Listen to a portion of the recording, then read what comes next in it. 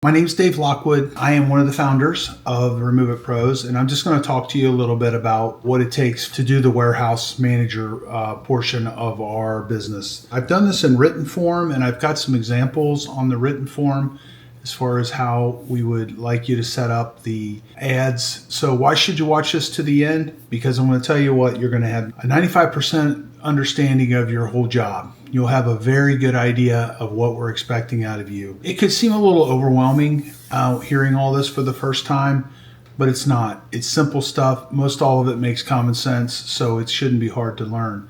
The abbreviations on this, when we do the written form, is going to be CL for Craigslist and FBM for Facebook Marketplace. The example that I have on the written form is one of our kitchens, and it shows how you show the pictures in a certain order. When you're selling a kitchen cabinet set, you want to put everything in a certain order. So what you want to do is you want to have images of the kitchen set up before you took it out. Okay, if you can't find these through the guys, if you get the address, most of these properties have been sold at some point in time in the last 10 years.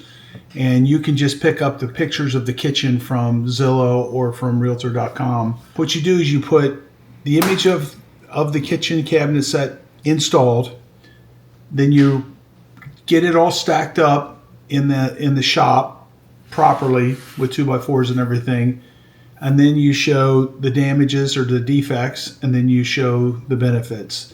When we do it this way, what happens is we end up with a win-win situation, and people come in.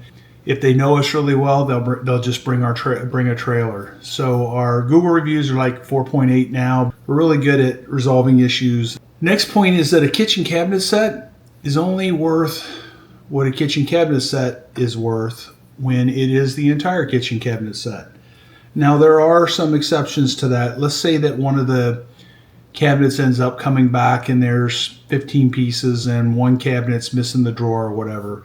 Well, what we end up doing with that is we'll either hide that off somewhere or we'll put it away. If we leave it with the set, it queers the sale. When people are confused about what to do about something, their decision is not to make a decision. So what happens is you can't sell the set. So if I can sell them the set and it's got all the cabinets but that one, I can give them that extra cabinet, and it gives them more raw materials. So if they've got to modify something to make the kitchen fit into the new application, and it helps them out that way. So if you take a kitchen cabinet set, and you're going to hear this all the time when your salespeople are going to hear this all the time, they're going to come in and say, hey, I just need this cabinet and this cabinet and this cabinet. And the answer is no. When we sell parts of a cabinet, by the time we sell all the rest of the cabinets, parts of a kitchen cabinet set, by the time we sell the rest of the kitchen cabinets, we end up not making anywhere near what we could have made for the kitchen cabinet set. So the value of a kitchen cabinet set is in the kitchen cabinet set. So with that in mind, very frequently the base cabinet is damaged, and you got to get the guys trained and reinforce the fact that they still need to bring it back. The cool thing is typically when we're doing a demo, it takes a day or two to do the demo, so they can go back and get the base cabinet. If they say, well, it was all mushy or it had mold on it or whatever, it doesn't matter. Bring it back. You can rebuild the box. Most of the time the face is just fine. So again, kitchen cabinet set, you can't go to Home Depot and get an extra kitchen cabinet. So if you got to get as many kitchen cabinets into the warehouse as you possibly can. And the base cabinet is like the engine in a car. Without the base cabinet, you just don't have a car. So a lot of kitchen cabinets, what they are, you took them out and they were in a laundry room in some expensive place. So they're the same thing as a kitchen in any other place. So you can sell that as a kitchen cabinet set. Anything that has a base, 5 or 6 bases, 5 or 6 uppers is good enough to be a kitchen cabinet set, and we'll advertise them that way. Should I throw away the kitchen cabinets that are not in good condition? Check with your supervisor on that. Most of the time, if they're missing a drawer or missing a door or something like that, we will throw them away. If they're just scratched or something like that, we might just leave them with the kitchen cabinet set. I mean, you can't go to Home Depot and get another one. Confuse people, they don't buy. So people get hung up on trying to fix something on a kitchen cabinet set, and then they won't buy it because of that. All right, so let's talk about pricing next. So pricing, you have a little latitude on pricing, up to 10% off without getting any sort of an authorization. When somebody asks you how much something is, well, the price is the price. So we put the prices on there based off of our skill and our experience, and we start at, I call it our fantasy price, and then what we do is we go 4 weeks at that price, and then they can go up to 10% off on that. At the 4th week, what we do is we reduce it 10%. And then on the 5th week, we reduce it 10%. And 6th week, and 7th week, and 8th week until it's gone. So what that does is it keeps us from building a tremendous inventory in our warehouse. We only have 20,000 square feet. We need about 50,000 square feet. So pricing things this way, and no, you can't reach out and say, well, next week is like in 3 days. Don't do it. You're hurting yourself, you know. We don't want to sell stuff for nothing. We bring a very valuable commodity to the marketplace. If you don't buy one of the 25 sets that we have in stock, you know, it's hard to find kitchen cabinet sets that are in good shape on Craigslist or on Facebook Marketplace. Mainly because the people taking them out, they don't have a clue about how to take them out and not damage them. You know, if you're not sure on what to price something at, you can always look at the site. You can go into Craigslist and you can scroll through on the more items by this user and just check and see what something else is listed for. Typically, Logan or Talon or myself or Angie are available. We can help you price stuff if you're not sure what to price it at.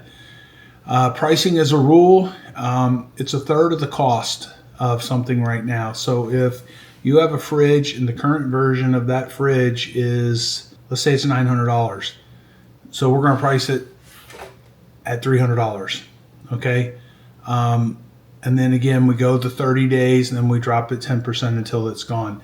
If we get new items that have never been used before, so we're going to price those at just a few $100s off of what they cost new. And yes, we can use stock photos for them. Don't use stock photos for anything else, because if you use stock photos for anything else, you're increasing the expectation of the customer. So when they come to the warehouse and they see the item, that it doesn't meet up with what they think it's going to look like. Why set us up to fail? So if it's anything other than brand spanking new, we put on the real pictures. Real pictures sell really well. And we want to show defects always. Let's say a refrigerator, and the refrigerator is got some scratches on it or something like that. You know, just got to be transparent up front. You know, you show the refrigerator is normally going to be priced better because it's got a scratch. You show the scratches. It is what it is. When they come in, you show it to them. Say, so you'll be amazed at how many people show up ready to just load up what they're coming for. They already know they want it. We've given them pictures from every angle. We've given them all the information. They know the dimensions, so all they got to do really is come and pick it up. So technically our warehouse is an online store warehouse where you come to pick up your stuff. That's the idea. When you see the 2x4s, what the 2x4s are for, we have a couple spots in the warehouse that flood, and it's only a couple inches, and it doesn't happen very often, but we put 2x4s on the floor in that particular building. And that building wasn't built really to code, so a lot of times the water runs underneath that building.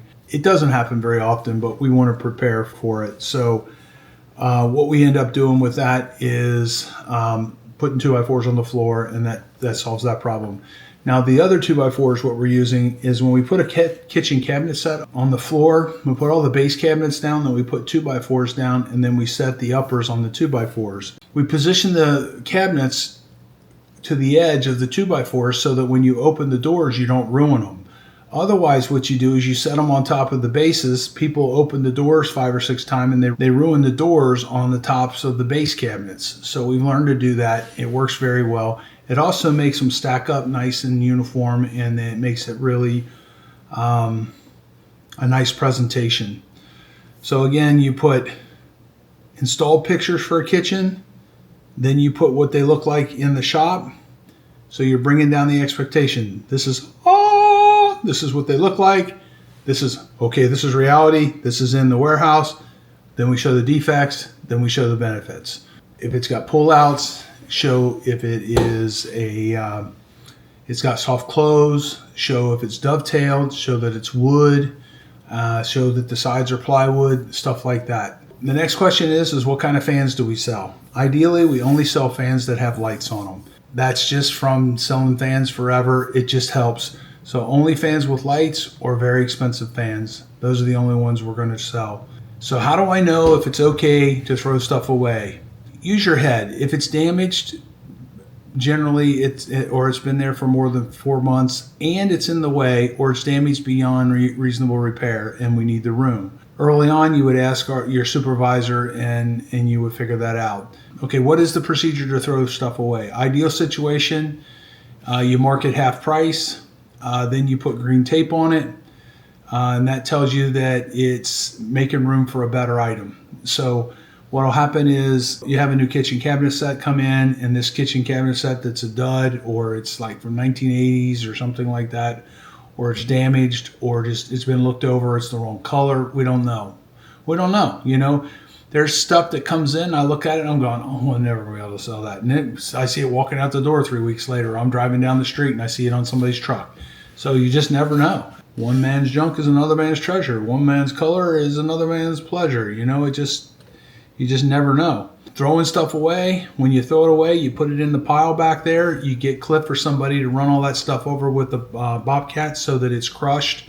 And then we don't have people picking through our debris pile. We never sell off the debris pile ever, period. Don't let people go through the debris pile. It's very dangerous. It's not something that we want to promote. Nobody should be back into the scrap area. Nobody should be in that area where we pile our debris to load it into the dumpsters. Where do we put stuff and what are the rules? So you're going to coordinate with the unload supervisor. Currently it's Cliff, and the shop salesperson to find spots. So the idea is we try to get an idea of what everybody's bringing back, and we try to get that all situated before you come back, so we know that we need, we got 4 kitchens coming back and we don't have enough room for 4 kitchens, so we need to figure out what we're going to get rid of. Do we fix appliances?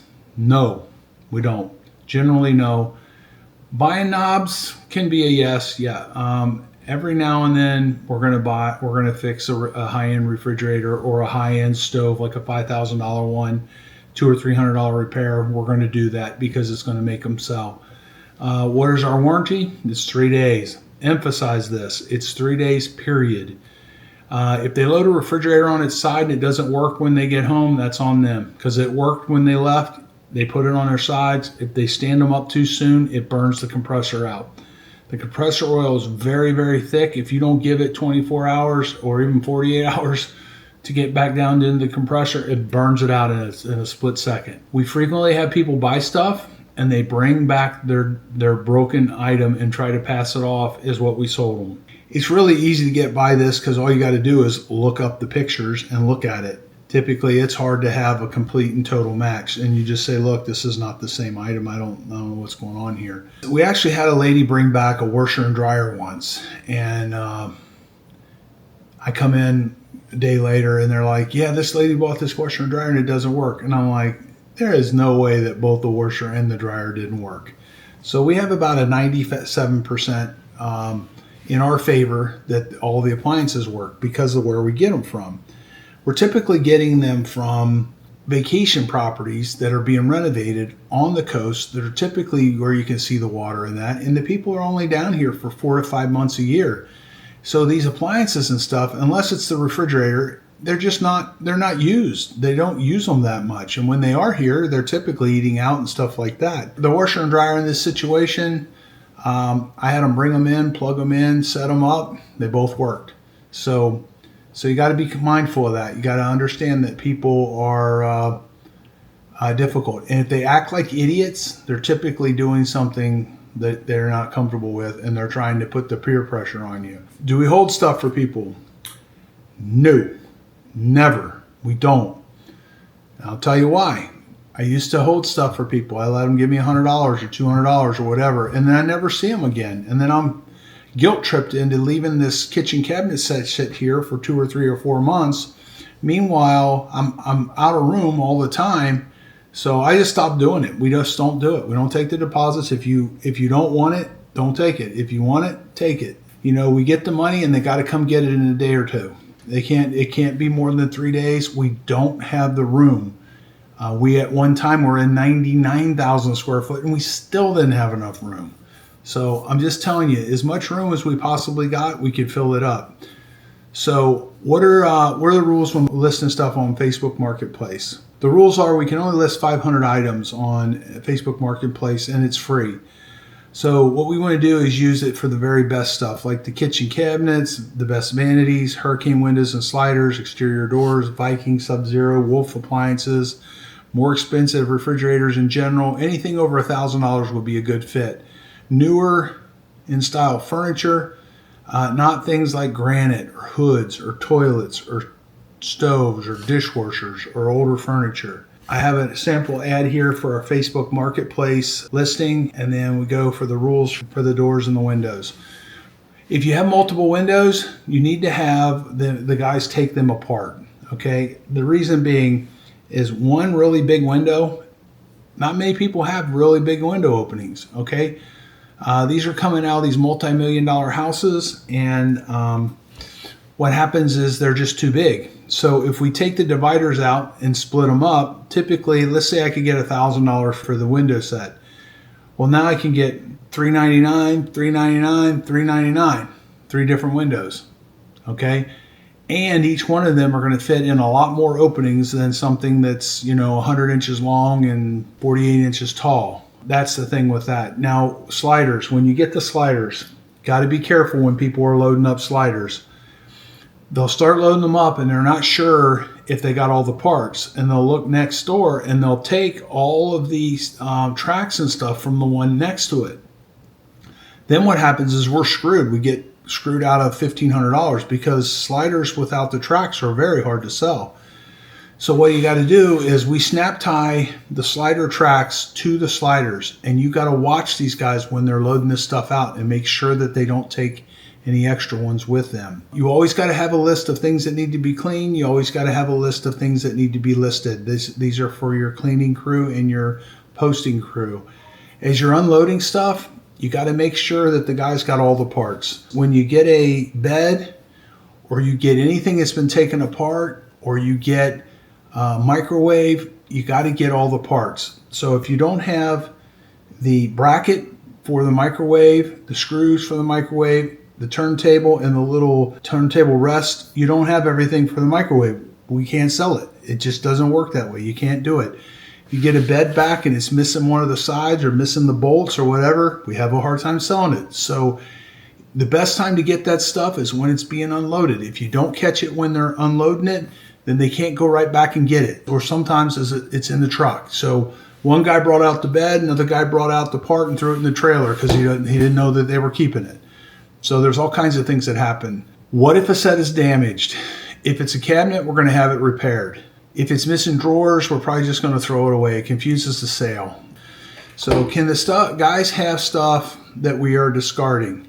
Yes. The same things happen over and over and over the years. 17 years of doing this now, the junk removal part at least. So what happens is they want it, but they don't have a way of transporting it. So if you give them 2 days or a day to get it, then they're going to get it. And if you don't, they'll never pick it up. We are not allowed to let them use our trucks to take stuff home anymore. We used to do that, but we can't anymore. Importance of identifying a crew leader who's bringing back stuff damaged on a regular basis. We need to know, and the reason is we want to stop the behavior. A lot of times peer pressure, get the other guys putting pressure on him and it stops.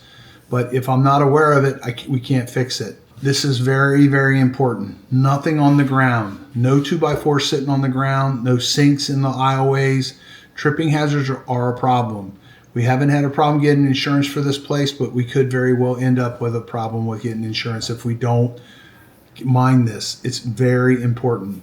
Always turn everything over that can hold water is being stored outside. It greatly reduces the bugginess and all the mosquitoes. So toilets are not big sellers. Neither are mattresses or hoods or doors. So just giving you a heads up. Doors without frames are very hard to sell. They do sell. They're very hard to sell. They don't take up a lot of room, so we give them a little extra time. When you got a choice between a kitchen cabinet set and 10 doors, the 10 doors are going to go. So should I list things like $150 steel beams for $5 a month on Craigslist? No.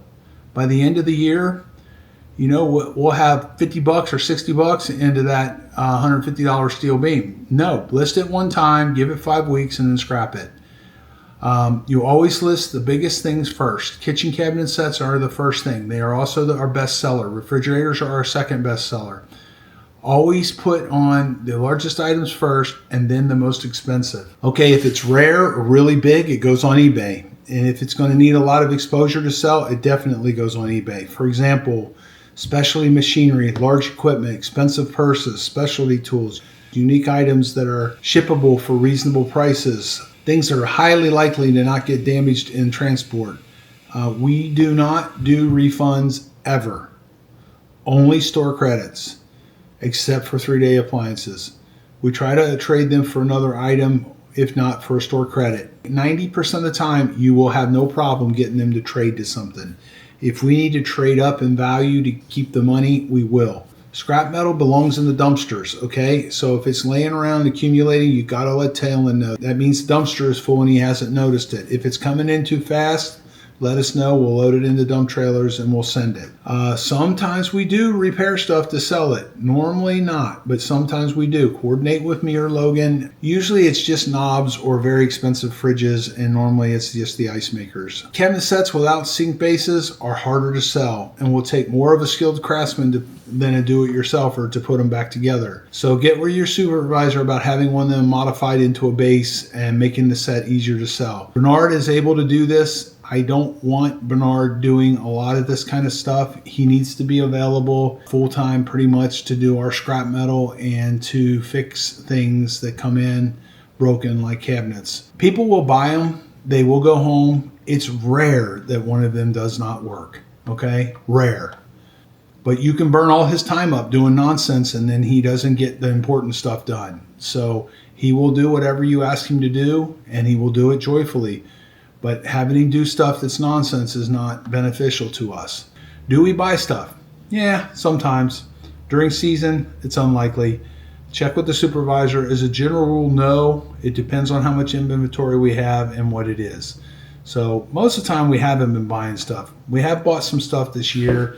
We got stung pretty hard on one of them, but most of the time it works out very much in our favor. The first 3 feet of every shipping container needs to have something that cannot be damaged by getting wet, like a window, a hot water heater, something plastic, or something metal. Encourage people who need help loading things, and it's a lot of stuff, to show up at 6:30 or 7 a.m. in the morning, and we'll load it for them. They have to strap it, but we'll load it. We'll happily load it. It keeps things flowing through the day. Pricing as a rule is 1/3 of the cost right now. If it's in excellent condition, ask a little more. If hold that price for 4 weeks. On the 30th day, drop it 10%, and do this each week until it sells. Newer items that have never been used, like a new fridge that's this year, a few $100s lower than new. It's okay to use stock photos for this. Stock photos are only used when the items are new and that have never been used. The order of pictures. I'm saying this stuff a couple times because it's very important and I want you to remember it. And I know that about 7% of what you hear is what you retain. If you hear it multiple times, it significantly increases what you remember. So back to the pictures. Order of kitchen cabinet sets are going to be pictures of it installed, preferably no clutter on the counters. If you can't get these, get the address from the crew leader. Look it up on Zillow, MLS, or Realtors.com. Again, kitchens installed, pictures first, then the pictures of it stacked neatly at the shop, then highlight the damage, then the features. Okay, once the shop is open, please leave gates closed during the open hours. So what happens is they're loading up something and they look over here and they see a nice Wolf oven and they just load it into their truck too. Now we have cameras and that, but we don't know who they are. We don't know how to get a hold of them, and the police aren't going to give us anything. So I don't know what to say about that, but what you do is you say, hey, when you get finished loading, let me know. Let me come over and make sure you didn't forget anything. Okay? So then you go over there and you make sure that they didn't put something extra in their car. And look, because they're stealing from us. It's not okay. Keeping the gates closed during the day keeps people from walking off with stuff when they know you're busy with a customer. I've had people walk right out the gate, put stuff in their car, and off they go. There's really nothing we can do about it. Closing time is 5. It's not 4:45. It's not 4:30. It's 5 o'clock. If somebody shows up at 4:30, you need to let them know. We close at 5. You're going to have to come back tomorrow if this is going to take a long time. If you have something, could you get it quick and let me get on? Because I got to be getting closed, okay? And I've been here since 6 o'clock this morning, okay? We will be open tomorrow. You can come in as early as 6:30 or something, or 7, and we have somebody here to help you. Scrap metal belongs in the dumpsters. So if the scrap metal is laying anywhere in there, we need to get it into the dumpsters, okay? The biggest thing is you need to take your posters, the people putting stuff on, and you need to have them put it on and you look at it. Have them put it on, then you look at it. Have them put it on, then you look at it. Do that every single time. The things that the salesperson sells, you need to go look at about every 10th one and make sure that they took them all off.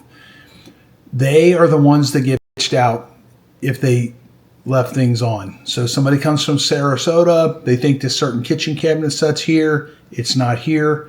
Guess who gets the brunt of it? So typically that's on them. You could spend all day doing nonsense. You could do stuff that doesn't make us any money and do it all day long and stay completely busy with it. Or you can do the things that are very important, and if you get to the other stuff, eventually it's fine. So we need your help. We need you to take and understand there's a sense of urgency about this, that it needs to be done quickly, and that we need to put our employees back on the track over and over and over. Let's say that one of the people posting is not doing things the way you asked them to do it. You know, I need pictures from all the way around everything. I need to know. People need to see all the scratches. They need to see what the cord looks like. They need to see what the back of it looks like. They need to see what the little placard is. They need to understand what's underneath it so they know what they got to connect it to if it's the same connector as they have. All these things are very, very important. We've been doing this forever. It works really good when everybody does things the way that we've been doing them for the last 17 years. So thank you for being at Remove It Pros, Reuse It Pros, and follow these rules, follow these little guidelines, and we all get to do much better. All right, so that's pretty much it. Again, is Dave Lockwood. I'm with Remove It Pros. I'm one of the founders. I'm Logan's dad. Talen's my good friend. He's been working with us since they were kids, and we've built this business together. And this is a really cool thing that we do. There's a little bit to it. It's not very difficult if you follow what we're doing and the way we do it. We've been doing this a long time. So if you just follow the rules the way that we've got them set up, we all win. So that's it. Thank you. Have a good day.